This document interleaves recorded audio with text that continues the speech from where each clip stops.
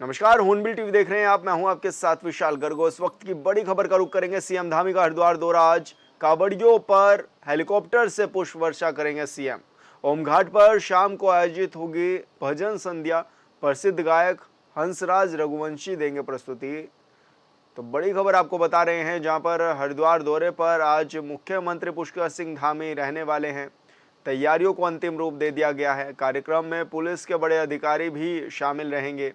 तो बड़ी खबर आपको बता रहे हैं, जहां पर तैयारियां जोरों शोरों से की जा रही है। कावड़ियों पर पुष्प वर्षा करेंगे मुख्यमंत्री पुष्कर सिंह धामी।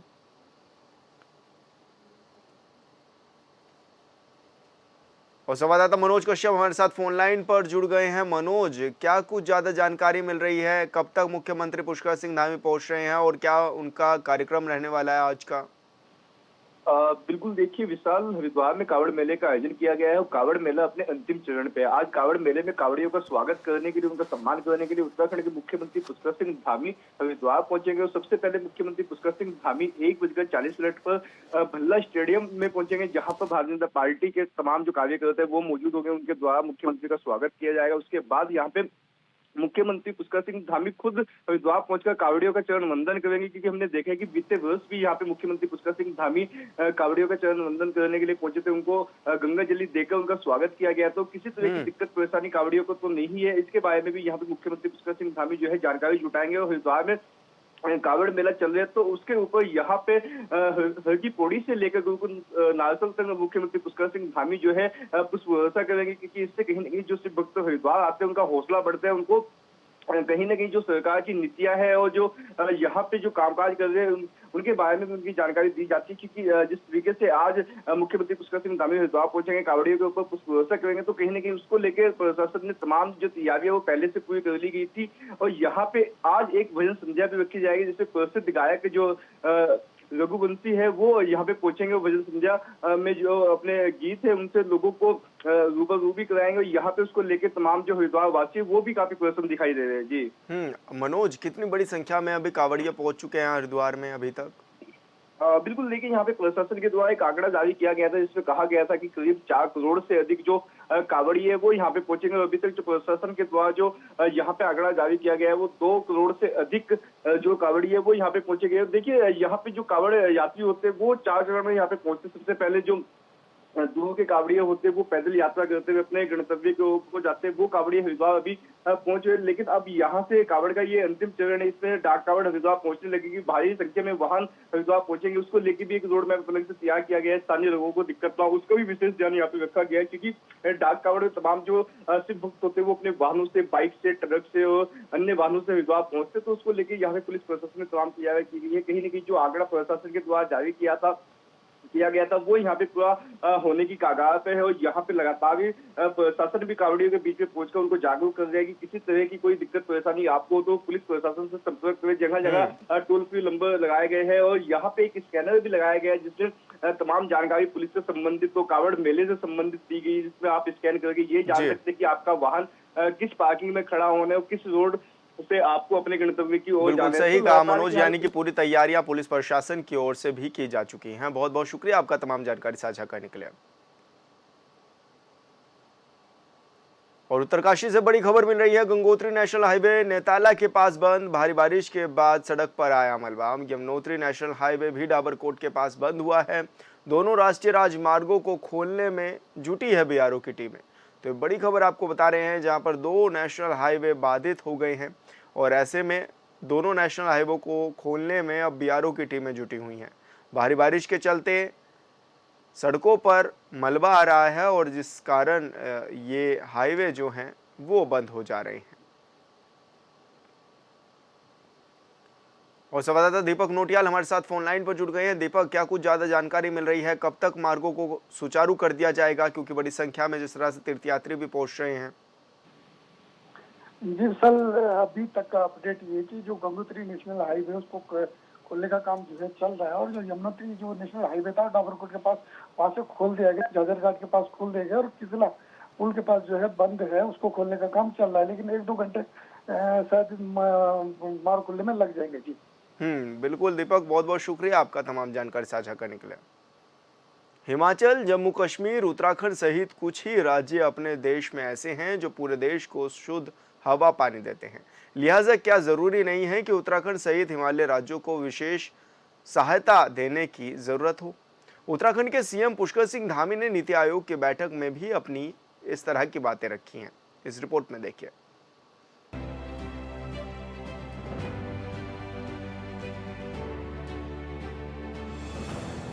उत्तराखंड के मुख्यमंत्री पुष्कर सिंह धामी ने शनिवार को नई दिल्ली में हुई नीति आयोग की बैठक में हिमालयी राज्यों के लिए विशिष्ट नीति बनाने की वकालत की। बैठक में सीएम धामी ने कहा कि हिमालय राज्यों को विशिष्ट भौगोलिक परिस्थितियों को देखते हुए विकास से जुड़े प्रस्तावों के लिए विशेष नीतियां बनानी चाहिए। देखिए, बहुत ही सराहनीय बातें उन्होंने करी हैं, जो कि केंद्र सरकार से नीति आयोग की बैठक में उन्होंने प्रस्ताव अपना रखा है। इससे ये साबित होता है कि मुख्यमंत्री श्री पुष्कर सिंह धामी जी उत्तराखंड के लिए कितना अच्छा सोचते हैं और कितना इसको और भी अच्छा बनाने का प्रयास में लगातार लगे रहते हैं।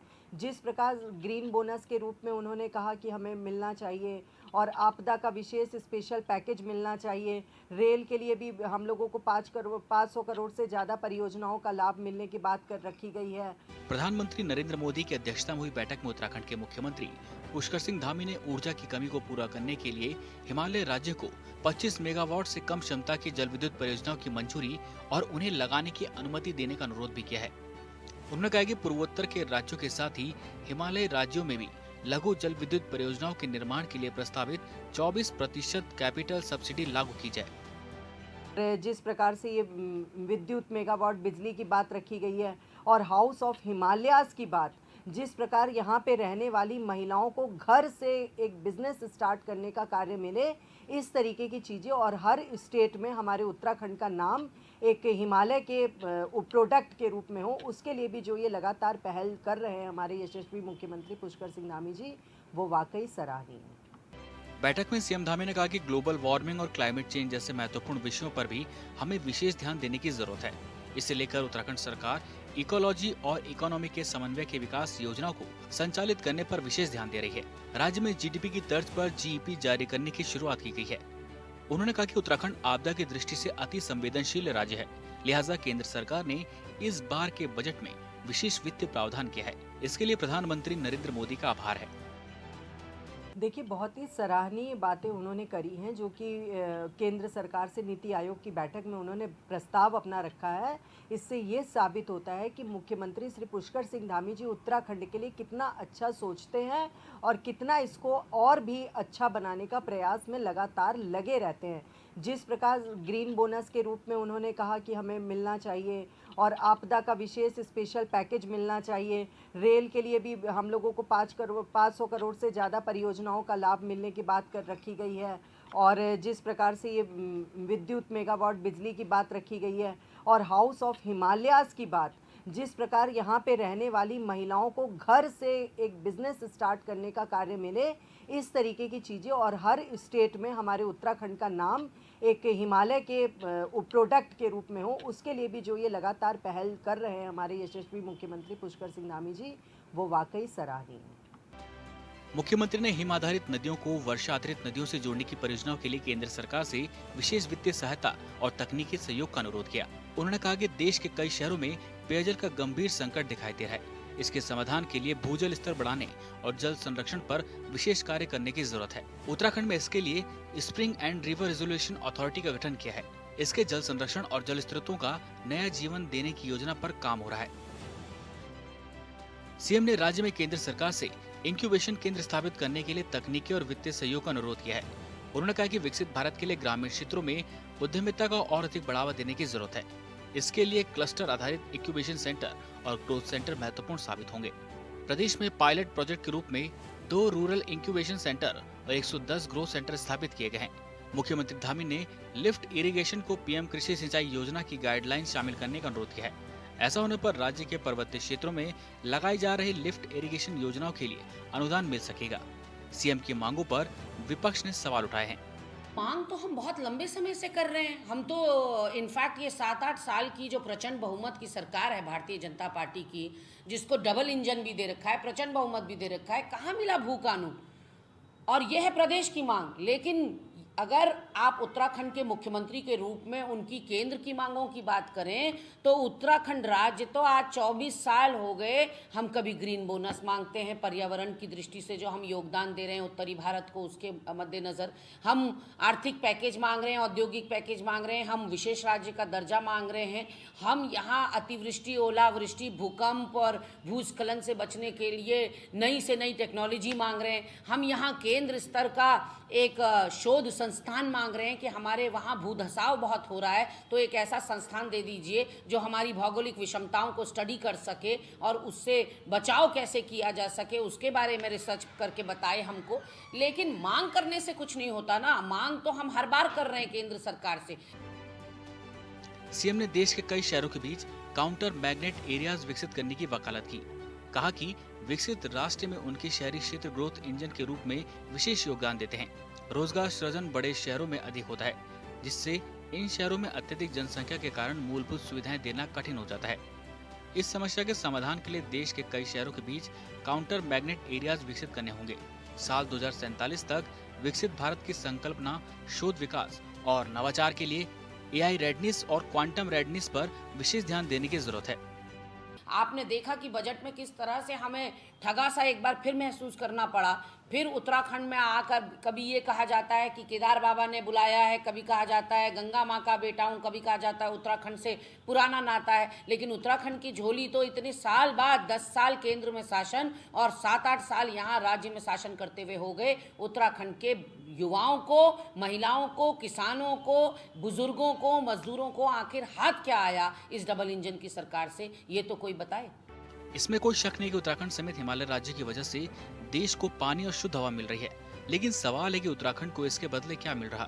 दूसरा बड़ा सवाल यह है कि हम सभी जानते हैं कि विकास कार्यों के नाम पर प्रकृति को तहस नहस किया जा रहा है। ऐसे में क्या इसका असर पर्यावरण पर नहीं पड़ रहा?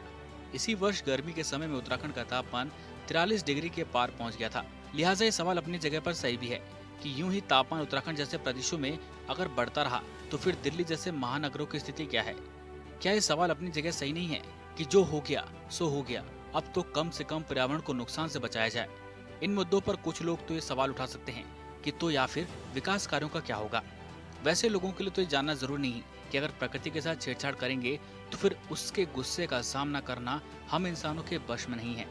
और इसका उदाहरण उत्तराखंड समेत देश की जनता 2013 आपदा में देख चुकी है। भलाई इसी में है कि सरकारें ऐसी योजनाओं पर काम करें जिससे पर्यावरण को नुकसान पहुंचाए बिना लोगों के लिए सुविधाएं बढ़ाई जाए। ब्यूरो रिपोर्ट, ऑनबिल टीवी। रामनगर का सरकारी अस्पताल जब से सरकार ने पीपीपी मोड पर किया है तब से ही स्वास्थ्य सुविधाएं पटरी से उतर गई हैं। अब अस्पताल अपने कारनामों को लेकर हमेशा चर्चाओं में बना रहता है। अस्पताल परिसर में स्थित मोर्चरी को जाने वाले रास्ते पर लगे कूड़े के ढेरों से जहां हर तरफ दुर्गंध ही दुर्गंध नजर आ रही है, और ऐसे में अब जो स्थानीय लोग हैं या फिर मरीज के तीमारदार हैं वो भी भारी परेशानियों का सामना कर रहे हैं।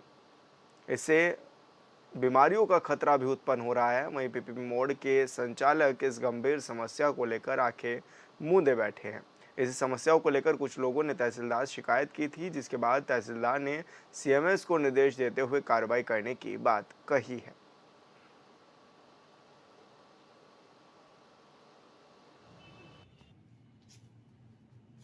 अभी निरीक्षण करके देखा कि गंदगी थी, जगह जगह पत्तियों के ढेर थैलों में बंद करके रखे गए थे, और कूड़ा जो है प्रॉपर जो बायोमेडिकल वेस्ट के लिए है वो प्रॉपर समय समय पे नहीं जा रहा था, तो कमरों में बंद करके रखा गया था।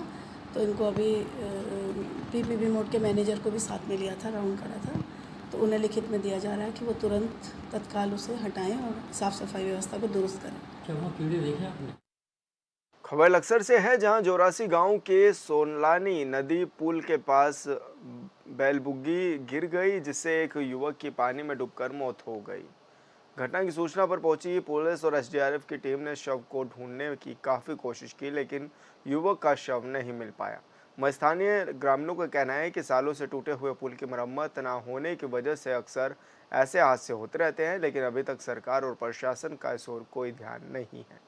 ग्रामीणों ने आरोप लगाया है कि बरसात आते ही पुल के रास्ते की हालत और ज़्यादा खराब हो जाती है। बावजूद इसके पीडब्ल्यूडी विभाग सिर्फ रास्ते ठीक करने के नाम पर खाना पूर्ति करता है। 6 बजे सूचना मिली थी हमें कंट्रोल रूम के द्वारा कि एक लड़का है, शिकारपुर का है, 19 वर्ष उम्र बताई जा रही है, आज आरिफ बताया जा रहा नाम, जमशेद सन ऑफ जमशेद। तो ये अपनी क्या बोलते बैलगाड़ी से गिर गया नदी में। इसके बाद हम मौके पे पहुँचे 8 बजे के आसपास और सर्चिंग लगातार चली रही उस समय से। तो हमने जो भी प्रयास थे मोहम्मदपुर तक हमारी सर्चिंग चली, इसमें अभी तक हमें कोई भी रिपोर्ट हासिल नहीं हुई है। लगातार अभी सर्चिंग चलेगी, हमारी डीप डाइविंग टीम भी आ रही है मौके पे, तो अभी फिर हम पुनः दोबारा सर्चिंग करेंगे। कितनी दिक्कत हो, साल के साल दिक्कत हो, और अगर ये पुल सही होता, रास्ता सही होता तो बच्चा बच जाता। क्यों जगह बहुत थी यहाँ, और अब जो जरा सी सड़क रह रही, अगर गाड़ी मोड़ो कुछ भी मोड़ो भी दिक्कत है वो, तो ये पुल की वजह से ही जो भी कुछ हो। अजी 2 साल तो टूटा कोई। कॉर्बेट टाइगर रिजर्व में मानव वन्यजीव संघर्ष की घटनाओं को कम करने और वन्यजीवों की सुरक्षा के चलते पायलट प्रोजेक्ट के तहत AI कैमरे लगाए जाएंगे। दावा है कि इससे जंगलों से निकलकर बाहर आने वाले खूंखार जानवरों से लोगों को बचाया जा सकेगा।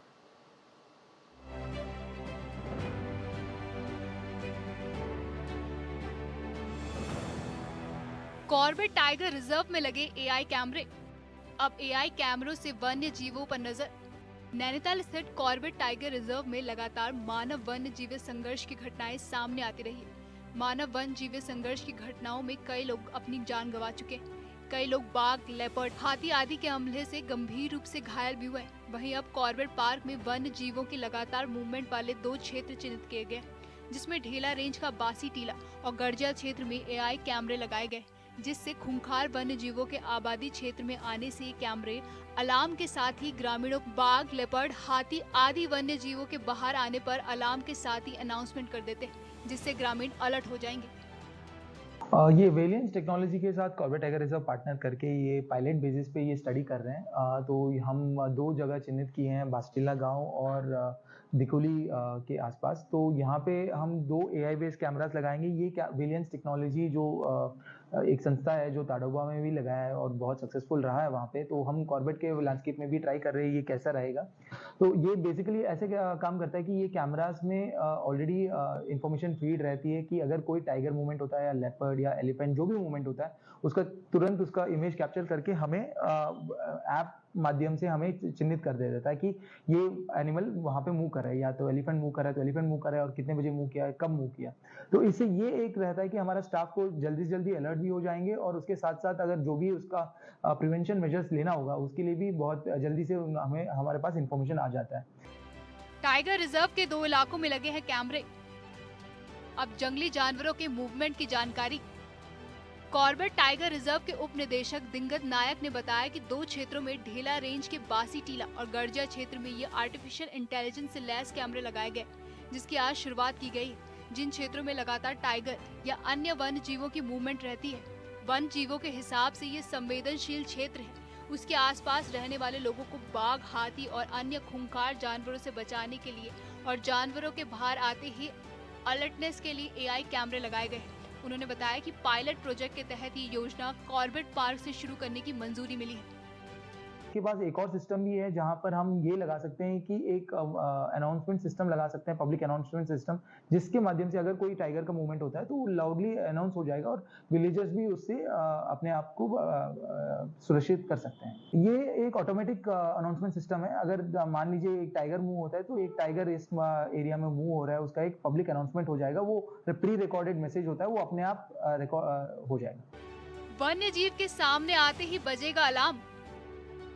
अलार्म बजने पर इलाके के लोग होंगे सतर्क। कॉर्बेट टाइगर रिजर्व में लगाए गए AI कैमरे वन्य जीव के सामने आते ही न सिर्फ सायरन बजाकर ग्रामीणों को अलर्ट करेंगे, बल्कि वन अधिकारियों को मैसेज के साथ ही संबंधित वन्य जीव की फोटो भी भेज देंगे।